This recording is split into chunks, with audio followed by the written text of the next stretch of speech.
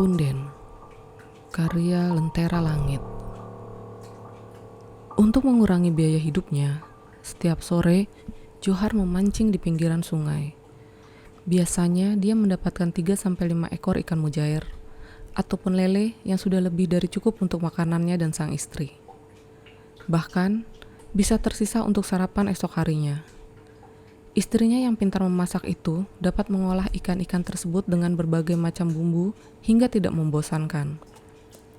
Namun, sudah 3 hari ini nasibnya tidak baik. Umpan pancingnya tidak pernah membuahkan hasil. Tidak ada satu ikan pun yang mau memakan umpannya. Padahal dia sudah mengganti umpannya dengan udang rebon hidup. Tapi tetap saja tidak menarik minat ikan mujair yang ada di sungai tersebut. Mungkin bukan umpannya yang salah, tetapi lokasi memancingnya yang harus berubah. Ikan-ikan itu mungkin saja sudah menghindari tempat Johar biasa memancing karena berbahaya bagi hidup mereka. Siapa yang tahu? Selagi memandangi permukaan air sungai yang tidak terganggu oleh tarikan benang pancingnya, Johar teringat pernah melintasi kedung yang berjarak tidak begitu jauh dari tempatnya sekarang. Dia ingat, dari tempatnya berjalan saja bisa melihat ikan-ikan yang berenang hilir mudik. Pasti tidak perlu menunggu berjam-jam untuk mendapatkan ikan di kedung itu. Namun, setiap orang di desanya tidak ada yang berani memancing di sana. Cerita itu sudah dikisahkan secara turun-temurun, dari generasi ke generasi. Dari yang sepenuhnya percaya, hingga hanya untuk menakut-nakuti anak mereka agar tidak berkeliaran saat senja datang. Saat kecil, Johar mendengar cerita itu berkali-kali. Dari mulut ibunya, neneknya, saudara-saudara ibunya, bahkan gurunya. Kedung itu dipercaya sebagai punden, tempat bersemayamnya para danyang atau arwah leluhur desa. Jika berbuat tidak sopan di tempat itu, atau mengambil apapun dari sana, akan mengakibatkan para danyang marah. Sekali lagi Johar memandang permukaan air yang tetap tenang. Lalu mengalihkan pandangan ke arah kedung. Apakah memang tidak pernah ada seorang pun yang memancing di sana? Selama berpuluh-puluh atau bahkan beratus-ratus tahun ini. Sepertinya tidak mungkin. Pasti pernah ada yang melakukannya. Dan seingatnya, tidak pernah mendengar seseorang menjadi korban kemarahan para danyang. Johar mendongak ke atas. Tampak sinar matahari yang mulai mengeluarkan semburat keemasan. Seharusnya dia sudah pulang. Namun, dia tidak ingin pulang keempat kalinya dengan tangan kosong. Maka dengan segera, Johar merapikan alat pancingnya dan berjalan menuju kedung. Sinar matahari yang semakin menghilang membuat kedung tersebut terlihat menyeramkan. Dibandingkan area sungai di sekitarnya, area kedung lebih banyak ditumbuhi pohon-pohon besar. Dahan-dahannya menaungi pinggiran kedung, menciptakan bayang-bayang gelap di permukaan air. Gemerisik dedaunan yang saling bersentuhan karena embusan angin terdengar seperti bisikan dari kegelapan. Johar memelankan langkahnya. Detak jantungnya bertambah kencang. Keringat dingin mulai muncul di dahinya. Sinar matahari yang kemasan tidak dapat menembus rerimbunan dedaunan di tempat itu, membuatnya jauh lebih gelap dibanding tempat lainnya. Secercah cahaya yang jatuh hanyalah merupakan pantulan dari permukaan air kedung. Walau begitu, Johar sudah menetapkan hatinya. Dia akan membawakan ikan-ikan untuk istrinya malam ini. Dia berdiri di pinggiran kedung dan menjulurkan kepala. Matanya melihat percikan-percikan air di permukaan kedung yang disebabkan oleh pergerakan ikan di bawahnya. Johar tersenyum senang, memikirkan nasibnya akan berubah. Kemudian dia mendongak ke arah pepohonan dan berkata, "Amit-amit mbah, saya mau mancing, saya butuh makan, tolong jangan diganggu." Setelah berkata demikian, Johar melemparkan tali pancingnya dan menunggu. Tidak sampai umpannya tenggelam terlalu dalam, tali pancingnya sudah bergoyang. Buru-buru dia menggulung tali pancingnya. Dan benar saja, seekor ikan mujair berukuran setengah lengannya menggelepar pada mata kailnya. Johar hampir-hampir berteriak kegirangan.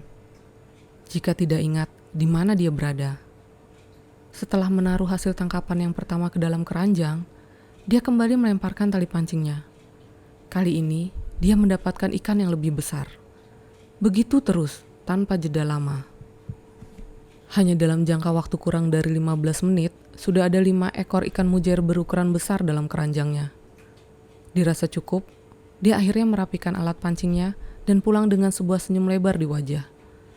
Andai saja dia memancing di tempat itu sejak dulu, dia tidak perlu duduk seharian menunggu hasil. Melihat tangkapan Johar, istrinya pun sangat bersuka hati. Ikan-ikan itu bisa untuk makan mereka selama 2 hari. Bahkan, sepertinya dia juga dapat menyisihkan sebagian untuk tetangga sebelah rumah. Sangat jarang mereka dapat berbagi makanan seperti itu. Aku mendapatkan tempat yang baik untuk mancing. Jika hasil tangkapanku seperti ini setiap hari, mungkin kau bisa mulai memasak untuk dijual. Betul, Mas. Pasti lumayan hasilnya, kata istri Johar tanpa curiga sedikit pun. Aku akan siapkan bumbu dan memasak ikan-ikan ini. Saat sampai rumah, hari sudah benar-benar gelap. Johar bersyukur dapat pulang dengan selamat dan mulai tidak mempercayai cerita-cerita seram tentang punden kedung tersebut. Nyatanya, dia bisa pulang dalam keadaan utuh. Johar menyulut rokoknya. Memikirkan kedung itu dapat dia jadikan sebagai sumber penghasilan mereka. Sebuah rencana berkelebat di kepalanya.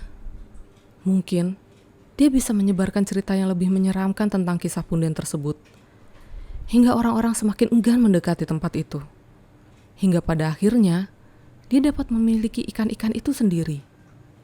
Johar tenggelam dalam rencana-rencananya cukup lama. Baru tersadar oleh panggilan makan istrinya.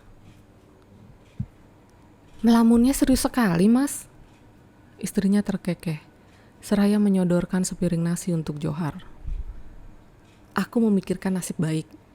Johar menghentikan kata-katanya ketika kupingnya menangkap suara langkah kaki di luar.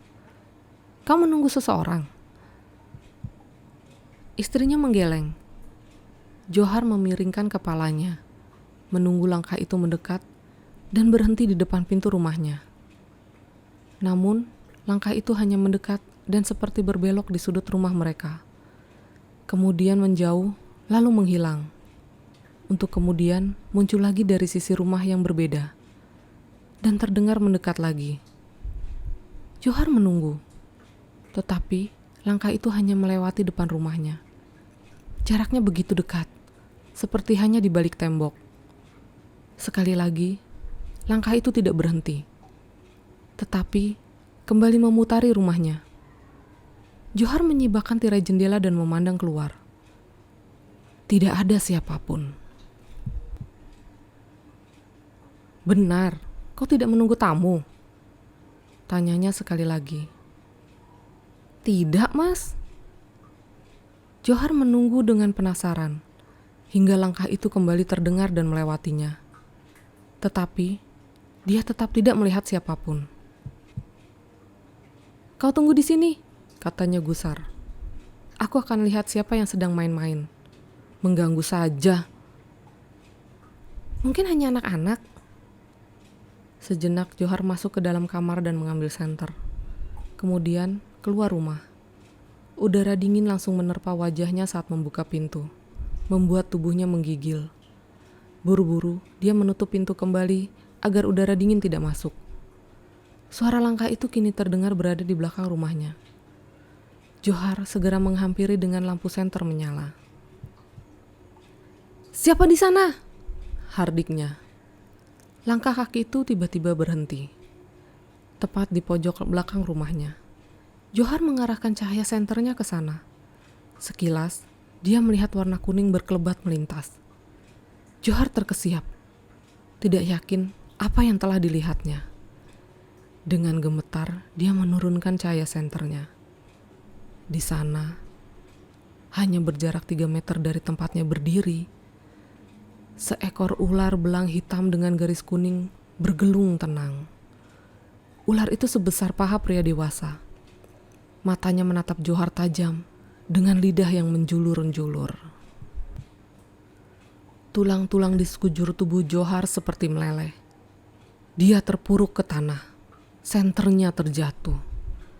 Lidahnya keluh. Dia tidak dapat berteriak. Satu-satunya hal yang bisa dia lakukan hanyalah merangkak menjauhi tempat tersebut. Hingga pada belokan menuju pintu depan, dia baru dapat berdiri dan menghambur masuk ke dalam rumah. "Ada apa, Mas?" tanya istrinya heran. Tidak ada apa-apa," katanya terengah-engah.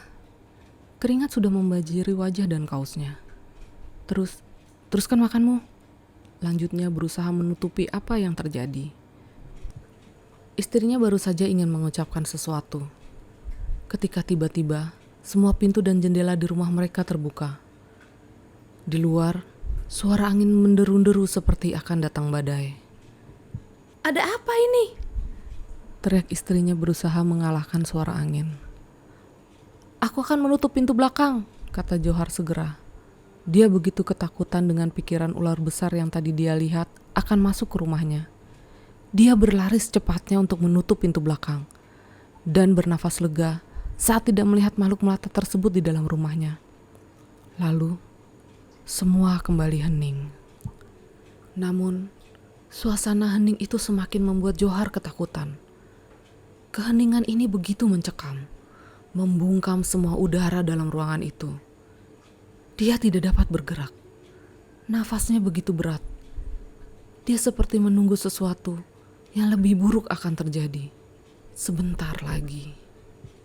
Seketika hal itu terjadi, suara teriakan penuh kengerian terdengar dari arah ruang tamu, tempat istrinya berada. Johar berlari ke ruang tamu, tetapi langkahnya terhenti di ambang pintu penghubung. Istrinya bersimpuh dengan lengan dipenuhi bentol-bentol kemerahan yang cairan di dalamnya menggelegak seperti mendidih. Dengan cepat, bentol-bentol itu menjalar ke seluruh tubuh istrinya, ke kakinya, juga ke wajahnya.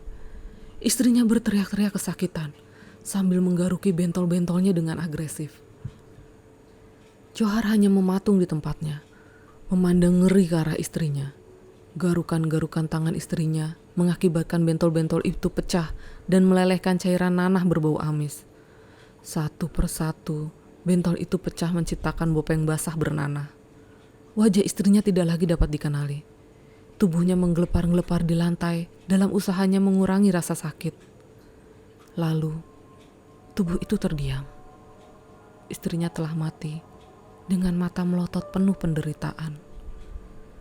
Johar jatuh terduduk. Teriakannya memecahkan keheningan malam itu. Jangan pernah mengambil apapun dari punden, karena akan membawa kemurkaan para danyang, dan mereka akan mengambil milikmu yang paling berharga sebagai gantinya. Terima kasih sudah mendengarkan cerita dari langit kali ini.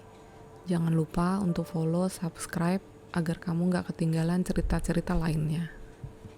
Terima kasih dan sampai jumpa di cerita berikutnya.